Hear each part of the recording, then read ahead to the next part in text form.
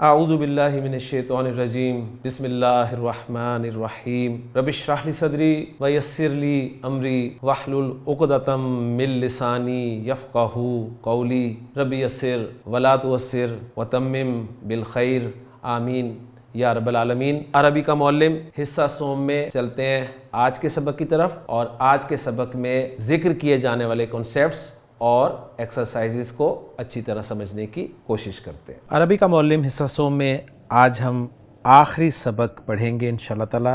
اس سبق کا نمبر ہے 43واں سبق، یعنی الدرس الثالث والاربعون، اور سبق کا عنوان ہے اعراب الاسم، یعنی اسم کا اعراب۔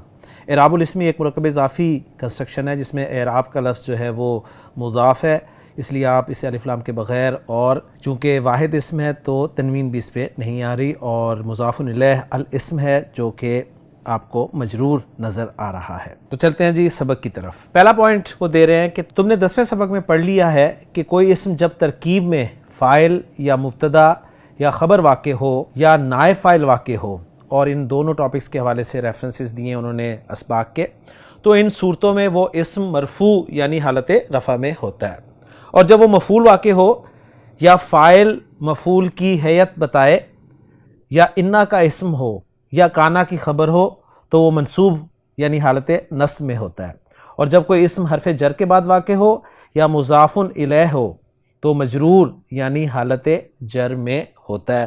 تو اسم مرفوع کب کب ہوتا ہے، منصوب کب کب ہوتا ہے، اور مجرور کب کب ہوتا ہے، ان میں سے چند وجوہات انہوں نے آپ کو بتا دی ہیں۔ مجرور کی تو صرف یہی 2 وجوہات ہیں، جبکہ مرفوع اور منصوب کی مزید کچھ وجوہات ہو سکتی ہیں جو اس سبق میں انشاءاللہ تعالی آگے آ جائیں گی۔ دوسرا پوائنٹ دے رہے ہیں کہ اسم کے منصوب ہونے کے اور بھی مواقع ہیں جن کا ذکر چوتھے حصے میں بالتفصیل ہوگا، چونکہ ابھی اگلے سبقوں میں ان کی ضرورت پڑے گی، اس لیے یہاں بالاختصار بطور تمہید کے صرف منصوبات کا ذکر کر دیا جاتا ہے۔ منصوبات کو اب ایک ایک کر کے ذکر کریں گے جی۔ پہلا منصوب ہے المفعول بہ۔ پوائنٹ نمبر 3 ہے، یعنی سبق کا پوائنٹ نمبر 3 ہے کہ مفعول بہ وہ اسم ہے جو اس ذات کو بتلائے جس پر فاعل کا فعل واقع ہوا ہو، جیسے نصر محمود مظلومن، محمود نے ایک مظلوم کی مدد کی۔ اس جگہ محمود کی مدد کا اثر مظلوم پر واقع ہوا ہے، اس لیے لفظ مظلوم مفعول بہ کہلائے گا۔ تنبیہ نمبر 1 دے رہے ہیں کہ پچھلے سبقوں میں تم نے مفعول کا نام بہت جگہ پڑھا ہے، وہ یہی مفعول بہ ہے، یعنی جب آپ سمپل مفعول کہتے ہیں تو اس سے مراد مفعول بہ ہی ہوتا ہے۔ دوسری قسم ہے المفعول المطلق، اور پوائنٹ بنتا ہے چوتھا، مفعول مطلق ایک مصدر ہوتا ہے جی جو اپنے ہی فعل کے بعد تاکید کے لیے یا فعل کی نوعیت یا گنتی بتانے کے لیے آتا ہے، جیسے اصبر صبرن جمیلن، صبر کرو اچھا صبر۔ یہاں پر نوٹ کریں کہ اصبر صبر یصبر سے فعل امر ہے اور اسی کا مصدر صبرن لایا گیا ہے، ٹھیک ہے۔ یہاں صبرن مصدر ہے اور مفعول مطلق واقع ہوا ہے۔ دکت الساعۃ دکتین، گھڑی نے 2 ٹہوکے لگائے، اس میں دکتن مصدر ہے۔ تو مفعول مطلق کی سمپل سی ڈیفینیشن انہوں نے کیا جی، ایک مصدر ہوتا ہے جو اپنے ہی فعل کے بعد لایا جاتا ہے، کس لیے لایا جاتا ہے؟ تاکید کے لیے یا فعل کی نوعیت یا گنتی بتلانے کے لیے، یعنی گنتی بتلانے کے لیے کہ فعل کی تعداد کے فعل کتنی مرتبہ واقع ہوا۔ تیسری قسم ہے مفعول کی المفعول لہ یا المفعول لاجلہ۔ پوائنٹ نمبر 5، جو مصدر، یعنی یہ بھی ایک مصدر ہوتا ہے، جو مصدر کسی فعل کا سبب بتلانے کے لیے بغیر حرف جر کے مستعمل ہو اسے مفعول لہ یا مفعول لاجلہ، جس کے لیے کام کیا گیا ہو، کہتے ہیں۔ وہ بھی منصوب ہوتا ہے، اور اس کی ایگزامپل وہ دے رہے ہیں کہ ضربتہ تأدیبا، میں نے اسے ادب دینے کے لیے مارا۔ تو اس جملے میں تأدیب جو ہے ادب یؤدب کا مصدر ہے جو مار کا سبب بتلانے کے لیے لایا گیا ہے۔ اگر ضربتہ للتأدیب کہیں تو مطلب وہی ہوگا، مگر ترکیب میں سے مفعول لہ نہیں کہیں گے بلکہ مجرور کہیں گے، اور اگر ادبتہ تأدیباً کہیں تو معنی ہوں گے میں نے اسے ادب دیا، ایک ادب دینا، اس لیے وہ مفعول مطلق ہو جائے گا کیونکہ فعل اور مصدر کا مادہ ایک ہی ہے۔ تو انہوں نے مفعول لہو کو بڑے خوبصورت انداز میں ذکر کیا کہ یہ بھی ایک مصدر ہوتا ہے، فعل کا سبب بتلانے کے لیے استعمال ہوتا ہے اور بغیر کسی حرف جر کے استعمال ہوتا ہے۔ چوتھی قسم مفعول کی جو ہے وہ ہے المفعول فیہ یا الظرف۔ مفعول فیہ وہ اسم ہے جو کام کا وقت یا جگہ بتلانے کے لیے جملے میں آیا ہو۔ حفظت درس صباحا امام المعلمی، میں نے صبح کو معلم کے سامنے سبق یاد کیا۔ حفظت میں نے یاد کیا، الدرس سبق، الدرس مفعول بہ ہو گیا۔ صباحا اور امامہ جو ہے یہ دو لفظ ہیں جو کہ فعل کے واقع ہونے کا وقت اور جگہ بتا رہے ہیں۔ صباحا بتا رہا ہے کہ صبح کے وقت میں نے یاد کیا، اور امامہ بتا رہا ہے کہ سامنے یاد کیا، اور کس کے سامنے کیا وہ مضاف الیہ المعلم بتائے گا، معلم کے سامنے یاد کیا۔ صباح وقت بتلاتا ہے اور امام جگہ بتلاتا ہے۔ مفعول فی کو ظرف بھی کہتے ہیں۔ تنبیہ نمبر 2، مساءً، لیلاً، یوماً وغیرہ ظرف زمان ہیں۔ فوقا، تحتا، امامہ، خلفہ، عندہ وغیرہ ظرف مکان ہیں۔ تو گویا ظرف کی دو قسمیں ہوتی ہیں جی، ظرف زمان، ظرف مکان۔ جو زمانے کو بتاتا ہے اسے ظرف زمان کہتے ہیں، جیسے مساءً شام یعنی وقت بتا رہا ہے، لیلاً رات، یوماً دن۔ تو جو وقت کا مفہوم دیتا ہے اسے ظرف زمان کہتے ہیں، اور جو جگہ کا مفہوم دیتا ہے اسے ظرف مکان کہتے ہیں، جیسے فوقا اوپر، تحتا نیچے، امامہ سامنے، خلفہ پیچھے، اور عندہ پاس۔ مفعول کی پانچویں قسم ہے جی المفعول معہ۔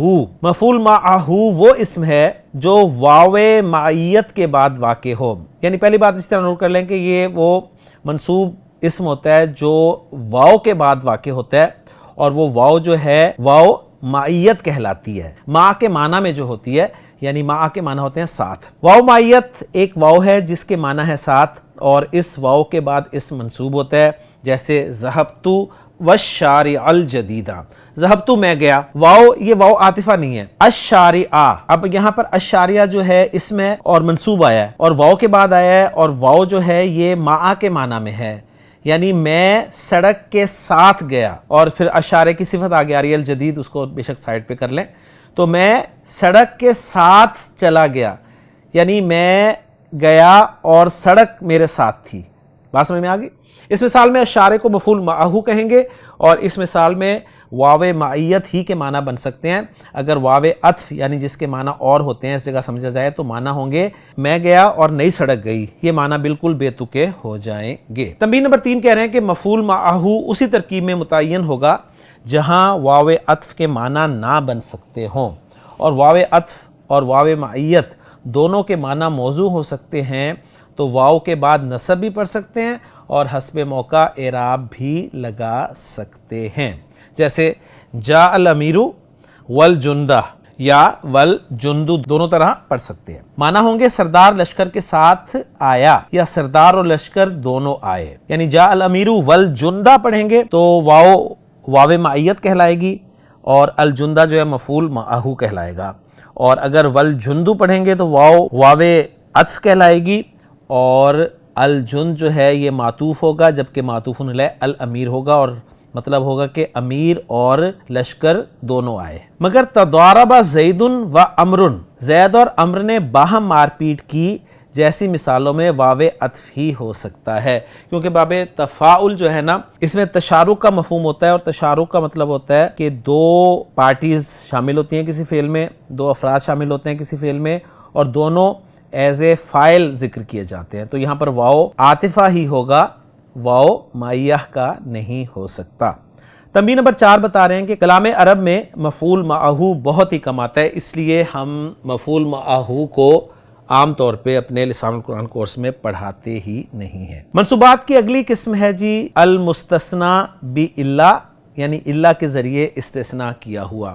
تو نوٹ کر لیں کہ مفعول کی 5 اقسام ہمیں انہوں نے پڑھائی ہیں، جنہیں مفاعیل خمسہ گرامر کی کتابوں میں لکھا ہوتا ہے، اور اصل ٹاپک چل رہا ہے منصوبات کا، یعنی کوئی اسم کب کب منصوب ہو سکتا ہے۔ موٹے موٹے منصوبات ہم نے پڑھ لیے تھے پہلے ہی، اب جو نئے تھے وہ یہ بتا رہے ہیں۔ اس میں 6ٹھی قسم ہے المستثنی باللہ، یعنی اللہ کے ذریعے استثناء کیا ہوا۔ وہ اسم ہے جو اللہ کے بعد مذکور ہوتا ہے کہ اسے ما قبل کے حکم سے الگ کر دیا جائے۔ یہ بہت اہم پوائنٹ ہے جی، اچھی طرح نوٹ کر لیں. الا کے بعد اسم آئے گا، منصوب ہوگا، لیکن ساتھ آپ نے یہ بھی دیکھنا ہے کہ اس کو آپ جو الا سے پہلے حکم لگایا نا اس سے الگ کر رہے ہیں. جیسے جاء القوم الا زیدن، جاء القوم کا مطلب ہے لوگ آئے. اب الا لگا کر آپ نے زید کو منصوب پڑھ دیا اور بتایا کہ آنے کا حکم جو ہے وہ زید پر نہیں لگا، یعنی سوائے زید کے، یعنی زید نہیں آیا. یہاں زید کو قوم سے الگ کر دیا گیا ہے، اور قوم کو مستثنی منہ کہیں گے اور زید کو مستثنی کہا جائے گا. جب بھی مستثنی کا ذکر ہو تو تین چیزیں اچھی طرح نوٹ کر لیجئے گا. مستثنی منہ یعنی جس میں سے آپ مستثنی کو نکال رہے ہیں. الا حرف استثناء ہوگا، اور مستثنی وہ ہوگا جس کو آپ حکم سے نکال رہے ہیں. مستثنی منہ مذکور ہو اور کلام مثبت ہو تو الا کے بعد ہمیشہ مستثنی منصوب ہوتا ہے. اب یہ بتا رہے ہیں کہ مستثنی کے منصوب ہونے کی لازمی وجوہات کیا کیا ہو سکتی ہیں. تو پہلی وجہ ہے کہ جی مستثنی منہ مذکور ہو اور کلام مثبت ہو، یعنی پازیٹیو کلام ہو، تو الا کے بعد ہمیشہ مستثنی منصوب ہوتا ہے، جس کی مثال اوپر گزری. اور اگر کلام منفی ہو، مستثنی منہ مذکور ہی ہو لیکن کلام منفی ہو، تو نصب بھی پڑھ سکتے ہیں اور حالت کے مطابق اور اعراب بھی لگا سکتے ہیں. مثلا ما جاء القوم الا زیدن بھی کہہ سکتے ہیں، اور حالت فاعلی کی وجہ سے الا زیدن بھی کہہ سکتے ہیں. اب یہاں پر دیکھیے کہ ما کے لگنے کی وجہ سے کلام جو ہے منفی ہو گیا. مستثنی منہ القوم مذکور ہے، لہٰذا الا کے بعد زید کو ہم منصوب بھی پڑھ سکتے ہیں اور القوم کا بدل ہونے کی وجہ سے مرفوع بھی پڑھ سکتے ہیں. اور پھر اگلا پوائنٹ بتا رہے ہیں، اگر مستثنی منہ مذکور نہ ہو تو حالت کے مطابق اعراب ہوگا. یعنی پھر آپ نے یہ نہیں دیکھنا کہ جی منصوب ہی آنا ہے، بلکہ پھر جو اس کی حالت بن رہی ہوگی نا اعراب کی، وہی اعراب اس پر پڑھا جائے گا. اس میں الا کا کوئی دخل نہ ہوگا. جیسے ما جاء الا زیدن، ما ضربت الا لسن، تو ایسی صورت میں ما اور الا کو نکالتے ہیں تو جاء زیدن، تو زید جا کے لیے فاعل بن گیا. اور ما ضربت الا لسن میں ما اور الا کو نکالتے ہیں تو ضربت لسن، یعنی میں نے مارا کس کو؟ لسن، چور کو، تو وہ مفعول بہ ہے تو اس لیے منصوب اس کو پڑھا جائے گا. تنبیہ نمبر 5 دے رہے ہیں کہ استثناء کے لیے لفظ غیرو اور سوا بھی آتا ہے، اور ان کے بعد مستثنیٰ مجرور ہوا کرتا ہے، اور خلا اور ادا بھی استعمال کرتے ہیں اور ان کے بعد بھی اکثر مجرور ہوتا ہے. تفصیل چوتھے حصے میں آئے گی. ہمارے لیے میرا خیال ہے 3 حصے ہی کافی ہیں، لیکن انشاءاللہ تعالی چوتھے حصے کو بھی ہم مکمل کریں گے جی. تو بتا یہ رہے ہیں کہ حرف استثناء ایک تو الا ہے، غیر بھی استثناء کے لیے آتا ہے، سوا بھی استثناء کے لیے آتا ہے، لیکن ان دونوں کے بعد جو مستثنیٰ مجرور ہوتا ہے، اور خلا اور ادا بھی استعمال کرتے ہیں بطور استثناء، لیکن ان کے بعد بھی جو مستثنیٰ ہے وہ اکثر مجرور ہوتا ہے. منصوبات کی 7ویں ٹائپ یا 7ویں قسم ہے الحال. حال وہ اسم نکرہ ہے جو کسی فعل کے وقوع کے وقت فاعل یا مفعول کی جو حالت ہو وہ ظاہر کرتے ہیں. پہلی بات تو یہ کہ حال ایک اسم ہوتا ہے اور نکرہ اسم ہوتا ہے، اور یہ کس لیے لایا جاتا ہے؟ یہ کسی فعل کے واقع ہونے کے وقت فاعل یا مفعول کی حالت کو بیان کرتا ہے کہ جب فعل واقع ہوا تو فاعل یا مفعول کس حالت میں تھے. مثلا جاء الامیر ماشین، امیر آیا. اب امیر کی حالت کیا تھی جب وہ آیا؟ ماشین منصوب، نکرہ اسم نے بتا دیا کہ چلتا ہوا. حال کی شناخت یہ ہے کہ وہ کس طرح یا کس حالت میں کے جواب میں بولا جائے. جیسے کہ اوپر کی مثال میں پوچھا جائے کہ امیر کس حالت میں آیا، تو جواب ہوگا کہ پیدل چلتا ہوا آیا. 11 پوائنٹ دے رہے ہیں کہ جس کا حال بیان کیا جائے اسے ذوالحال یعنی صاحب الحال کہتے ہیں. تو پچھلی ایگزامپل میں امیر جو تھا یعنی الامیر وہ ذوالحال یا صاحب حال تھا. اس کے بعد نمبر 1 ڈالا ہوا ہے. نمبر 1 بالکل اسکرین کے آخر میں دیکھیں. یاد رکھو حال کا بھی جملہ بھی ہوا کرتا ہے. حال مفرد اسم تو آتا ہی آتا ہے، لیکن حال کا بھی جملے کے طور پہ بھی آتا ہے. تو اس کا پوائنٹ بتا رہے ہیں کہ اس وقت حال اور ذوالحال کے درمیان ایک رابط یعنی جوڑنے والے کی ضرورت ہوتی ہے، اور یہ رابط اکثر واو ہوتا ہے جسے واو حالیہ کہتے ہیں. مثلا لا تاکل، تو مت کھا، والطعام حار، اس حال میں کہ کھانا گرم ہو، یعنی مت کھا جب کہ کھانا گرم ہو. تو اس میں آپ دیکھیں لا تاکل میں انتا جو ہے، اس جملے میں دیکھیں جی واو جو ہے یہ واو حالیہ کہلائے گا، اور الطعام حار جو ہے ایک جملہ اسمیہ ہے جسے ایز اے حال ٹریٹ کیا جائے گا. یعنی تو مت کھا جب کھانا گرم ہو، یعنی کھانا گرم ہونے کی حالت میں مت کھا. یا بتا رہے ہیں کہ یہ رابط ضمیر ہوتی ہے. جیسے جاء الخلیل یضحک، خلیل ہنستا ہوا آیا. تو یہاں پر جاء الخلیل ضاحکن بھی کہا جا سکتا تھا اگر مفرد لفظ لگانا ہوتا، لیکن یہاں پر فعل مضارع یعنی جملہ فعلیہ یضحکو کو بطور حال استعمال کیا گیا، اور یضحکو کے اندر جو ہوا کی ضمیر ہے وہ بطور رابط استعمال ہوئی ہے. اس فعل میں ہوا کی ضمیر مستتر ہے جو فاعل بھی ہے اور رابط بھی. یہ فعل اپنے فاعل سے مل کر جملہ فعلیہ ہے. کبھی واو اور ضمیر دونوں رابط کا کام دیتے ہیں، جیسے جاء الرشید وہو یضحکو، رشید ہنستا ہوا آیا. یہاں ہوا مبتدا ہے اور یضحکو جملہ فعلیہ ہو کر اس کی خبر ہے. مبتدا اور خبر مل کر جملہ اسمیہ ہو کر حال ہے فاعل رشید کا، لہٰذا اس جملے کو ہم محلاً منصوب قرار دیں گے. منصوبات کی 8ویں قسم ہے جی التمییز. تمییز وہ اسم ہے جو ایک مبہم چیز کے مطلب کی تعیین کر دے. ایک مبہم چیز ہے، اس کے مطلب کو بیان کرنے کے لیے تمییز لائی جاتی ہے، جیسے رطل زیتن، ایک رطل تیل. یہاں رطل اسم مبہم ہے جو بہت ساری چیزوں کے لیے بولا جا سکتا ہے، تو زیتن کہنے سے تمام چیزیں الگ ہو کر صرف تیل کی تعیین رہ گئی. اس کو ہم اپنی ذرا اردو یعنی محاورے میں سمجھ لیں کہ میں کہتا ہوں جی 1 کلو، تو اب 1 کلو چینی بھی ہو سکتی ہے، آٹا بھی ہو سکتا ہے، چاول بھی ہو سکتا ہے، نمک بھی ہو سکتا ہے، دال بھی ہو سکتی ہے، بے شمار چیزیں ہو سکتی ہیں. لیکن جیسے ہی آپ کہتے ہیں 1 کلو چینی، تو اس چینی نے آ کر اس 1 کلو کے ابہام کو دور کر دیا. تو چینی کا لفظ جو ہے وہ تمییز کہلائے گا، ذہن میں رکھیے گا. پوائنٹ نمبر 13 دے رہے ہیں کہ تمییز کو ممیز یعنی الگ کرنے والا بھی کہتے ہیں، اور جس میں سے ابہام دور کرے اسے ممیز یعنی جس میں سے الگ کیا گیا ہو کہتے ہیں. تو تمییز کا ذکر ہوگا تو ممیز اور ممیز یہ 2 لفظ بھی آپ نے اس طرح یاد رکھنے ہیں. ممیز جس میں سے الگ کیا گیا ہو، اور ممیز الگ کرنے والا. 4واں پوائنٹ ہے جی ممیز عموماً عدد، وزن، ماپ یا پیمانے کے نام ہوا کرتے ہیں. اشتریت 20 کتاباً ومنن سمنن وساعن برن. سا ملک کے عرب کا ایک پیمانہ ہے، باقی کا ترجمہ انہوں نے لکھ دیا ہے. میں نے 20 کتابیں خریدیں اور 1 من گھی خریدا اور 1 سا گیہوں خریدا. 15واں پوائنٹ دے رہے ہیں کہ بعض جملوں میں بھی ابہام ہوا کرتا ہے، جیسے کوئی کہے کہ انا اکثر من کا، میں تجھ سے زیادہ ہوں. اس میں معلوم نہیں کہ کس حیثیت سے یا کس لحاظ سے زیادہ ہے. جب کہیں گے مالن یا علمن تو مطلب معین ہو جائے گا کہ مال کی روح سے یا علم کے اعتبار سے زیادہ ہے. تو بتا رہے ہیں کہ بعض اوقات ابہام جو ہے وہ کسی لفظ میں نہیں بلکہ جملے میں ہوا کرے گا، اور پھر تمییز جو ہے اس ابہام کو دور کر دیا کرے گی. 16واں پوائنٹ دے رہے ہیں کہ تمییز کی شناخت یہ ہے کہ کیا چیز یا کس چیز میں سے یا کس حیثیت سے کے جواب میں واقع ہو. 17واں پوائنٹ ہے کہ تمام تمییزیں تو منصوب ہوتی ہیں مگر اسماء عدد کی بعض تمییزیں مجرور ہوتی ہیں. بتایا نا کہ تمییز جو ہے وہ عدد میں زیادہ تر پائی جاتی ہے، تو بتا رہے ہیں کہ تمییز منصوب تو ہوتی ہے لیکن بعض اسماء عدد جو ہیں ان کی تمییزیں مجرور ہوتی ہیں، جس کا خلاصہ اب وہ دے رہے ہیں کہ ثلاثتن سے عشرتن یعنی 3 سے لے کے 10 تک کی تمییز مجرور اور جمع ہوتی ہے. 11 یعنی 11 سے لے کے 99 تک کی تمییز منصوب اور واحد ہوتی ہے. 100 اور الفن یعنی 100 اور الفن یعنی 1000 کی مجرور کی تمییز مجرور اور واحد ہوتی ہے.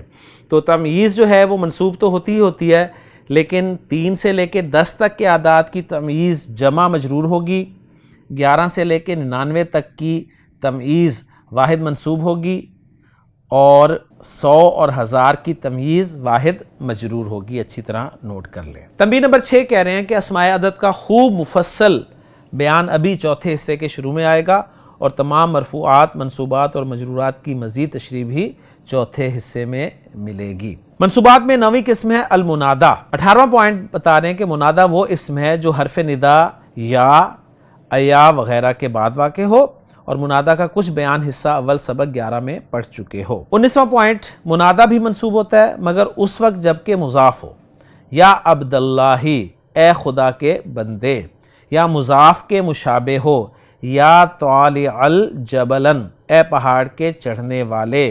یہی مطلب یا طالع الجبل سے سمجھا جاتا ہے. یا نکرہ غیر مقصودہ، جیسے کوئی اندھا بغیر تخصیص کے پکار کر کہے یا رجلن خذ بیدیہ اے آدمی میرا ہاتھ تھام لے.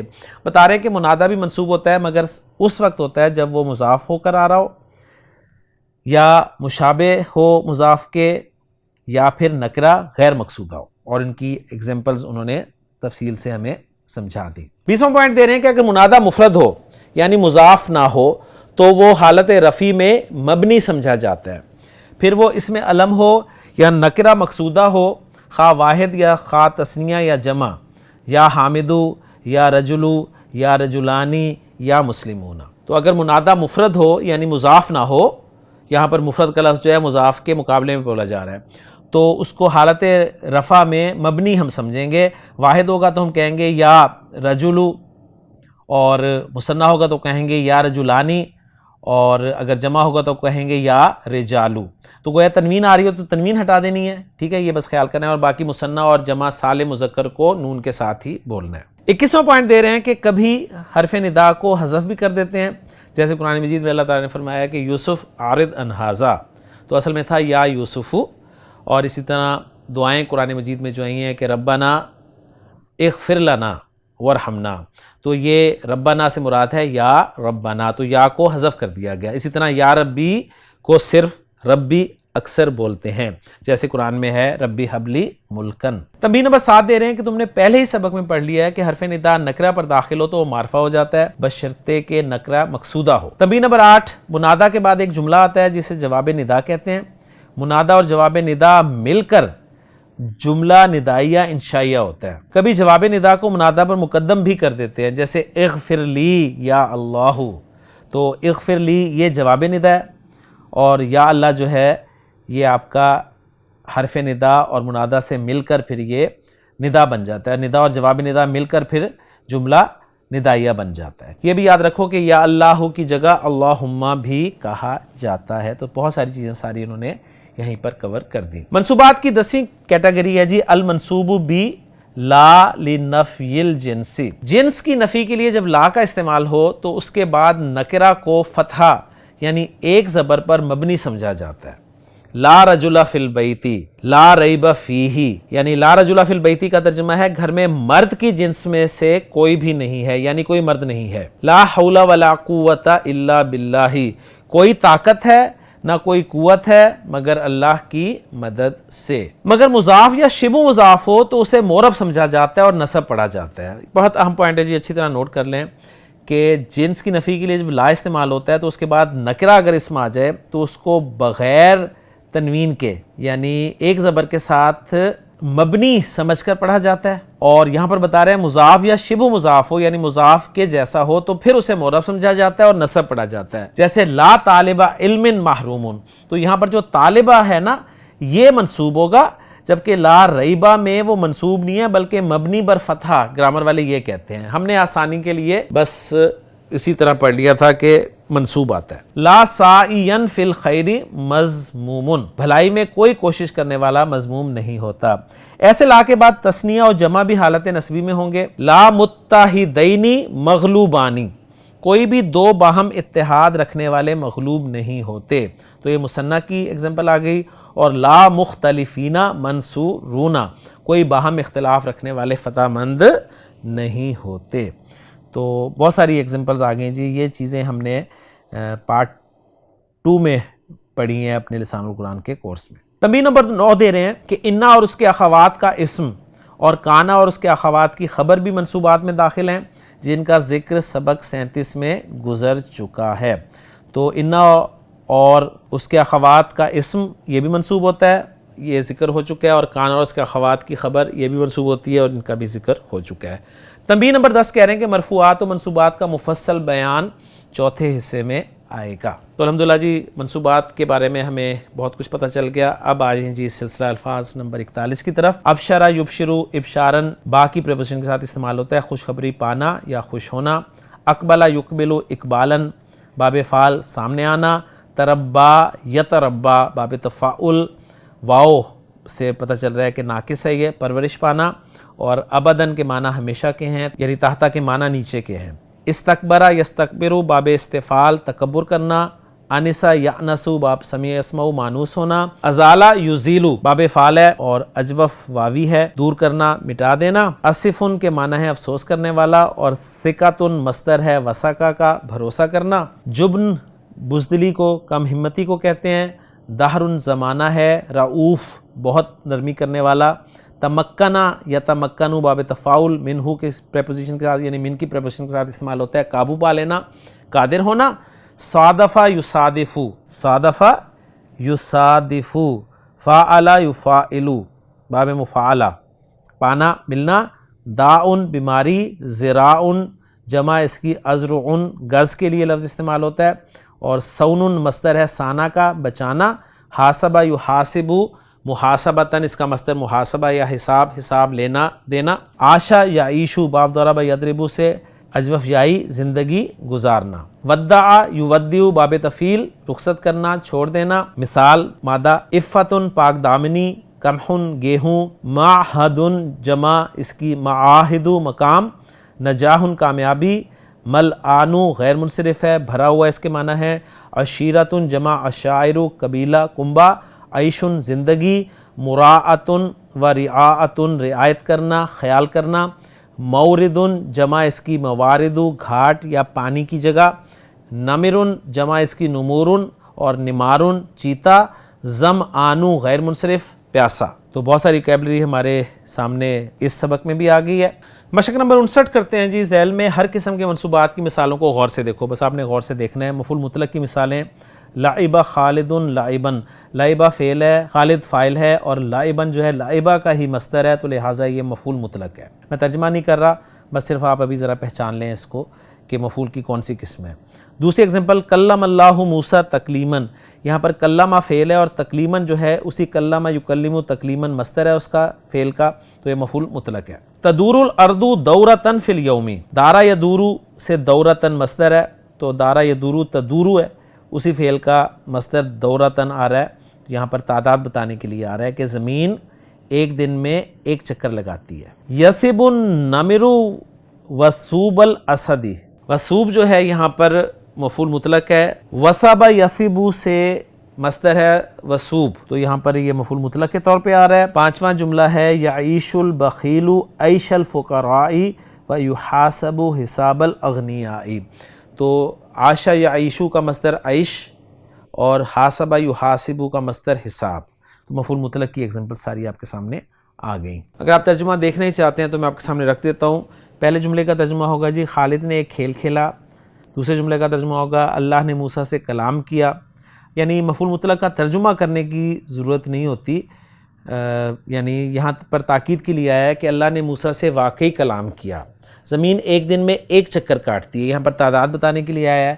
چیتا شیر کی چھلانگ مارتا ہے، یعنی یہاں پر اس کی نوعیت کیفیت بتانے کے لیے آیا ہے، اور بخیل فقیروں کی زندگی گزارتا ہے، یہاں بھی نوعیت کے لیے آیا ہے، اور اس سے دولت مندوں کا حساب لیا جائے گا، یعنی یہاں بھی نوعیت کے لیے استعمال ہوا ہے۔ مفعول لہو کی ایگزامپلز دیکھ لیں جی، اخترت الخلیلہ، میں نے خلیل کو پسند کیا، اختیار کیا، میں نے اس کو پسند کیا، ثقتاً بی امانتی ہی، اس کی امانت داری کا یقین، و اعتماداً علی عفتی ہی، اور اس کی پاک دامنی پر اعتماد کرنے کی وجہ سے، یعنی خلیل کو پسند کرنے کی وجہ جو ہے نا وہ آ رہی ہے ثقتاً اور اعتماداً کی صورت میں۔ واحترمتہ مراعتاً لفضلہ، اور میں نے اس کا احترام کیا مراعتاً لفضلہ۔ دوسرا جملہ ہے، یجوب الناس البلاد، لوگ شہروں کا سفر کرتے ہیں، ملکوں کا سفر کرتے ہیں، کیوں کرتے ہیں؟ وجہ ابتغاءً تلاش کرنے کے لیے، للرزق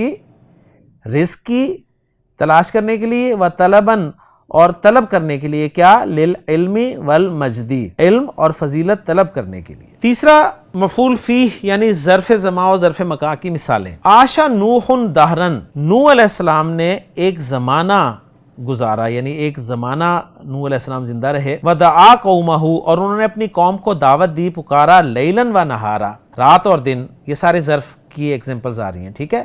فما اجابوہ واستکبروا، تو نہیں انہوں نے اسے جواب دیا اور تکبر کیا، استکباراً، یعنی استکبار جو ہے مفعول مطلق کی ایگزامپل آ گئی۔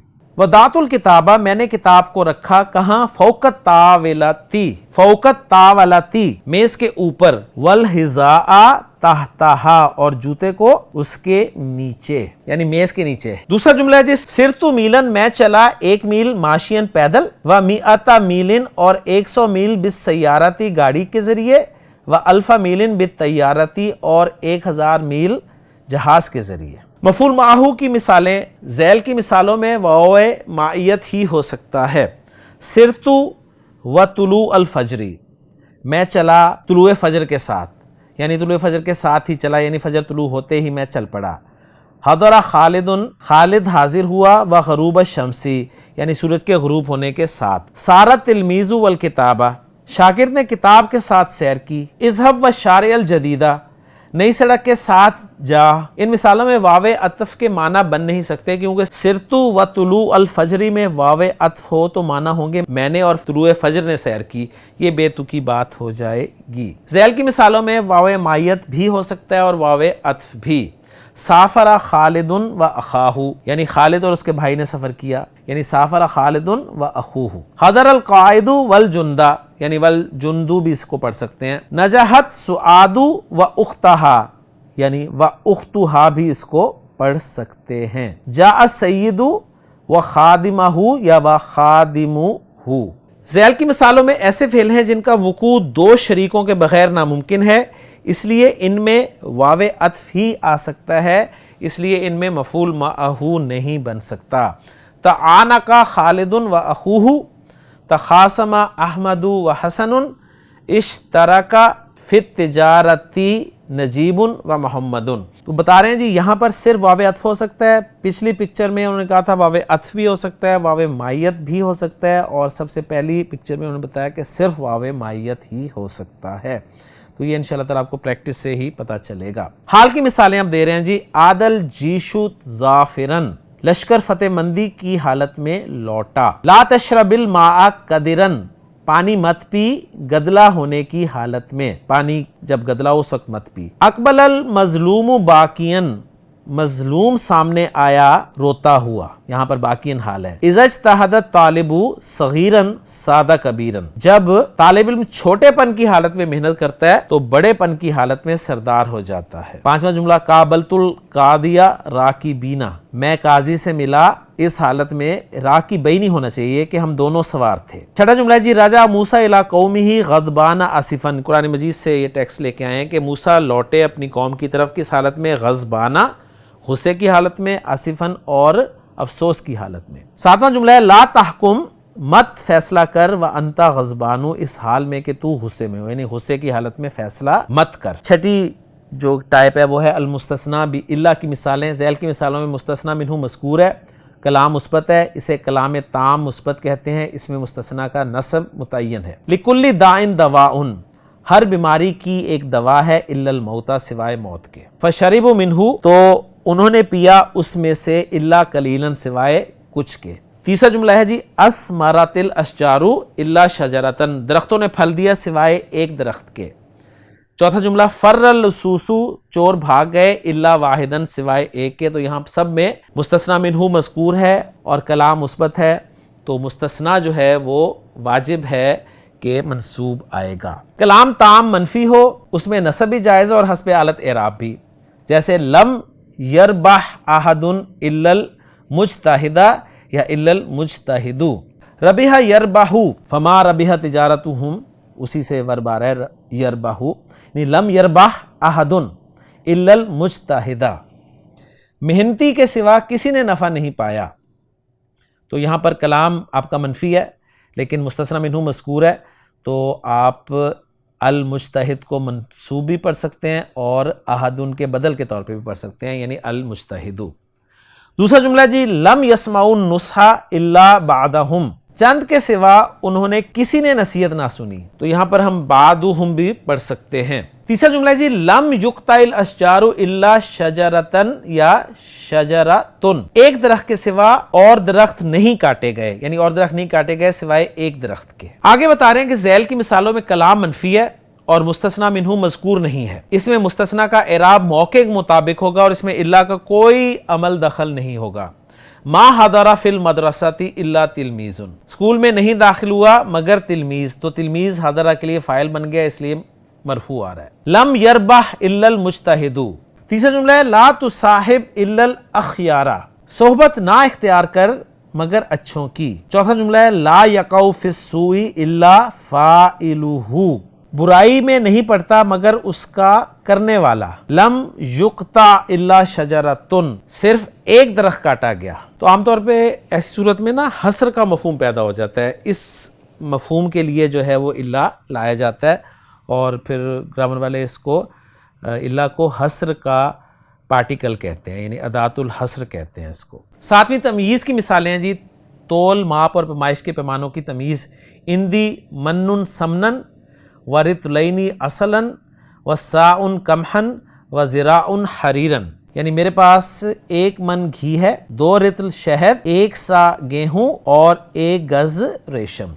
عدد کی تمیز بتا رہے ہیں، اندی 11 شاتن، میرے پاس 11 بکریاں ہیں، و15 دجاجتن، اور 15 مرغیاں، و30 دینارن، اور 30 دینار ہیں۔ جملوں کی تمیز بتا رہے ہیں، تاب المکان ہواءن، مکان اچھا ہے کس لحاظ سے؟ ہوا کے لحاظ سے۔ دوسرا جملہ ہے حسن الغلام کلامن، لڑکا اچھا ہے کلام کے لحاظ سے۔ الذہب اکثر من الفضۃ، سونا زیادہ ہے چاندی سے کس لحاظ سے؟ وزنن، وزن کے لحاظ سے، و قیمتن، اور قیمت کے لحاظ سے۔ چوتھا جملہ ہے الانبیاء اصدق الناس کلامن، نبی لوگوں میں سب سے سچے ہیں کس لحاظ سے؟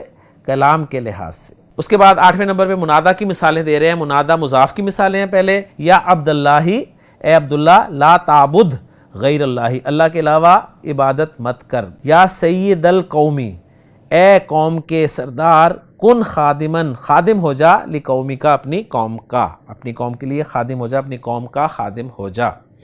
تیسرا جملہ ہے ربنا آتنا فی الدنیا حسنۃ وفی الآخرۃ حسنۃ وقنا عذاب النار، ہر ایک کو دعا آتی ہے، اس کا ترجمہ آتا ہے، تو ربنا یہاں پر منادہ استعمال ہو رہا ہے اور منادہ مضاف ہے۔ چوتھا رب اغفر لی وارحمنی، ربی جو ہے یہ منادہ مضاف ہے۔ منادہ مشابہ بالمضاف کی مثالیں، یا سامعن دعاء المظلومی، اے مظلوم کی دعا سننے والے۔ دوسرا یا ساعین فی الخیری، اے خیر میں تیزی کرنے والے۔ یا رؤوفن بالعبادی، اے بندوں کے ساتھ نرمی کرنے والے۔ منادہ نکرہ غیر مقصودہ کی مثالیں، یا مغترن، اے مغرور، دع الغرورہ، غرور چھوڑ دے۔ یا مجتہدن، اے محنتی، ابشر بالنجاحی، کامیابی کی خوشخبری سن لے۔ یا مومنن، اے مومن، اے ایمان والے، لا تعتمد علی غیر اللہ، اللہ کے علاوہ کسی پر بھروسہ مت کر۔